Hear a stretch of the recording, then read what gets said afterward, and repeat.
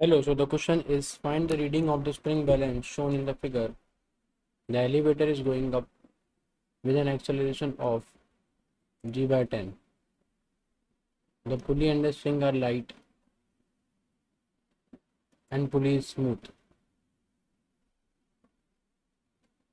इस क्वेश्चन के अंदर हम लोग क्या करेंगे, reading of the spring balance हमें निकालना है। अब यहाँ पर भी वही चीज़ है कि जो स्प्रिंग बैलेंस की रीडिंग है वो टेंशन के बराबर है। तो स्प्रिंग बैलेंस जो होगा वो टेंशन के बराबर होगा यहाँ पर। और टेंशन कैसे निकालेंगे यहाँ पर, क्योंकि ये एक पुली सिस्टम है तो यहाँ पर अगर टेंशन ऊपर लग रही है टी तो ये भी टी होगी। अब क्योंकि ये मासलेस है यहाँ पर, ये वाली पुली पुली क्या है, मासलेस। तो पुली अगर मासलेस है तो इसका एक्सेलरेशन जीरो होगा, क्योंकि यहाँ पर क्या होगा कि नीचे लगने वाली फोर्स बैलेंस हो जाएगी। क्योंकि हम अपवर्ड और लोअर कितनी लिखे हैं यहाँ पर, क्योंकि मास है तो इसका एक्सेलरेशन जीरो होगा, इसलिए यहाँ पे टी और टी बाई टू होगा। लेकिन इन ब्लॉक्स का रिस्पेक्टिव एक्सेलरेशन होगा। तो हम मान लेते हैं कि अब इसमें क्या है कि जिस फ्रेम के अंदर ये चल रहा है, जिस फ्रेम के अंदर हमने इनको रखा हुआ है सिस्टम में, वो फ्रेम क्या है, एक्सेलरेटेड फ्रेम है। तो हम ऐसे क्वेश्चनों में क्या कर सकते हैं, हम लोग उस फ्रेम के अंदर आकर एक सूडो फोर्स लगा सकते हैं। तो किसके बराबर होगी, mass into acceleration of frame. दोनों ब्लॉक पर नीचे की तरफ हमने क्या लगा दिए, सूडो फोर्स। क्योंकि हम अगर ग्राउंड फ्रेम से देखते तो हम g/10 ऊपर लिख के इक्वेशन लिखते हैं, लेकिन फिर इससे इक्वेशन बहुत सारी बनेंगी। तो थोड़ा सा आप शॉर्ट ट्रिक यूज कर सकते हो कि आप रेफरेंस फ्रेम में आ जाओ, लिफ्ट के फ्रेम में।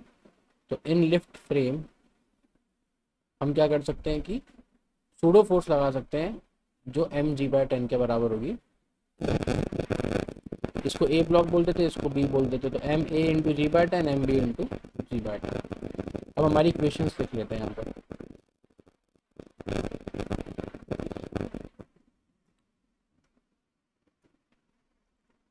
अब यहाँ पर हमें क्या करना है, सबसे पहले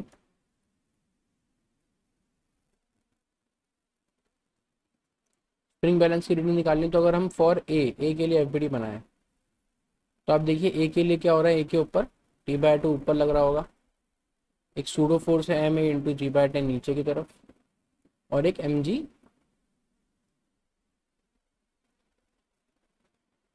लग रहा होगा। अब क्योंकि देखिए ए वाला हल्का है तो हम ऐसे अज्यूम कर सकते हैं कि इसका एक्सटेंशन ऊपर होगा। सिमिलरली हम बी के लिए लिख सकते हैं फॉर बी।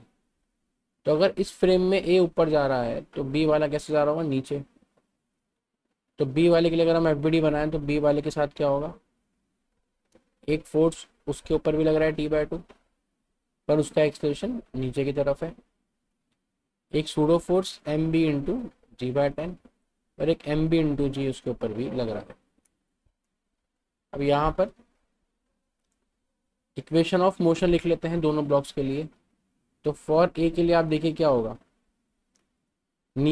ऊपर लगने वाला फोर्स ए की डायरेक्शन में हम लिखेंगे तो नेट फोर्स ऊपर लगने वाला t/2 और नीचे लगने वाला दोनों ऐड कर देते हैं, तो M A g/10 plus G is equal to mass of A into acceleration of ए।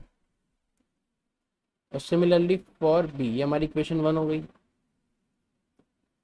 हम लिख सकते हैं नीचे वाला फोर्स बड़ा होगा तो M B into g/10 plus G minus t/2 is equal to M B into A. अब अगर हम सिंपली 1 और 2 इक्वेशन को ऐड करते हैं तो हमें यहाँ से ए की वैल्यू मिल जाएगी।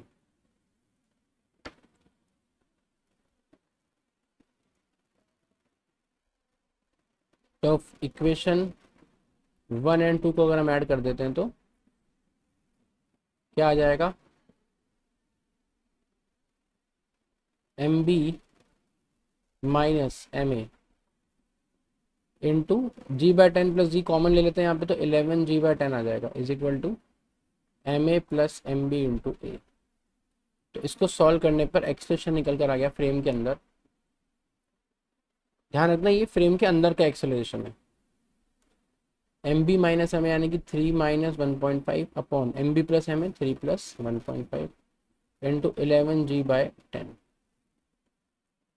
1.5 अपॉन 4.5।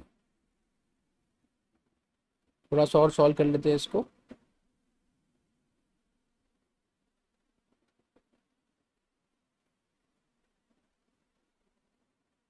तो एक्सटेंशन की वैल्यू आ गई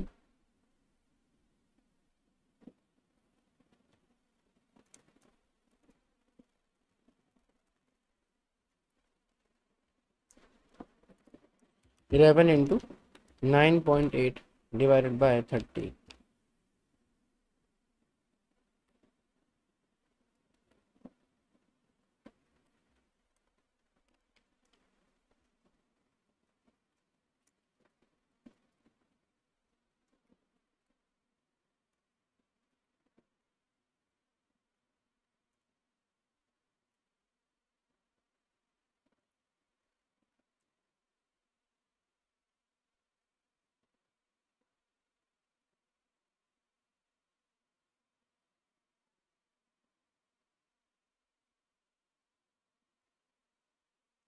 तो यहाँ से ए आ गया निकल कर। अब ए आ गया निकल कर, अब हम क्या कर सकते हैं कि टेंशन निकाल सकते हैं। लेकिन reading on the spring balance में हमको 2t की वैल्यू यूज़ करनी है, t/2। तो t/2 की वैल्यू आ जाएगी, इक्वेशन 1 से हम लोग निकाल लेते हैं ये वाली value. M A 11g/10 plus M A into A की वैल्यू आ गई 11g/30। तो इसको हम थोड़ा सा सॉल्व कर लेते हैं यहाँ से, तो टी की वैल्यू निकल के आ जाएगी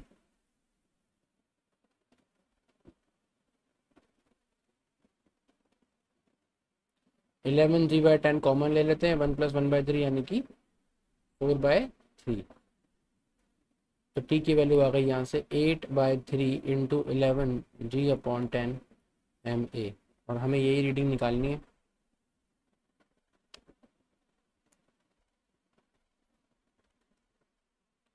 eighty 8 divide by 30 into mass of A. तो बेसिकली हमें यहाँ पर क्या एक्चुअली रीडिंग निकालनी है वेट के अंदर।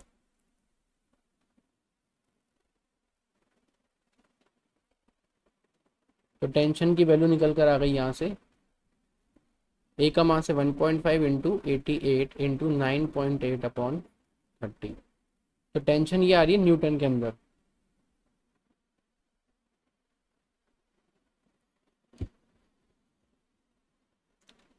Forty 3.12 Newton. पर हमें क्वेश्चन में वेट क्या फॉर्म में निकालनी है, वेट के फॉर्म में, तो मास के फॉर्म में निकालनी है। तो इंटू जी कर देंगे इज इक्वल टू टी कर देंगे। तो मास कितना देगा यहाँ पर मास के फॉर्म में, t/g यानी कि 43.12 अपॉन 9.8। तो आंसर आ जाएगा 4.4 kg। तो स्प्रिंग बैलेंस जो रीडिंग दिखाएगा यहाँ पर वो टेंशन के फॉर्म में दिखाएगा, और वो स्प्रिंग बैलेंस जो अपना रीडिंग शो करेगा। स्प्रिंग बैलेंस का जो थोड़ा सा कंसेप्ट है वो समझ लेते हैं यहाँ पर। स्प्रिंग बैलेंस जो है वो जितना उसके ऊपर टेंशन लग रहा होता है वो रीडिंग बताता है।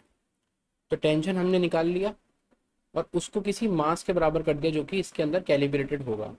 तो इसलिए स्प्रिंग बैलेंस के अंदर यहाँ पे जो कैलिपर्स होंगे वो उतना मास शो करेंगे, 4.4 kg। तो ये आंसर आ जाएगा, इसका आंसर हो जाएगा 4.4 kg। Thank you for watching.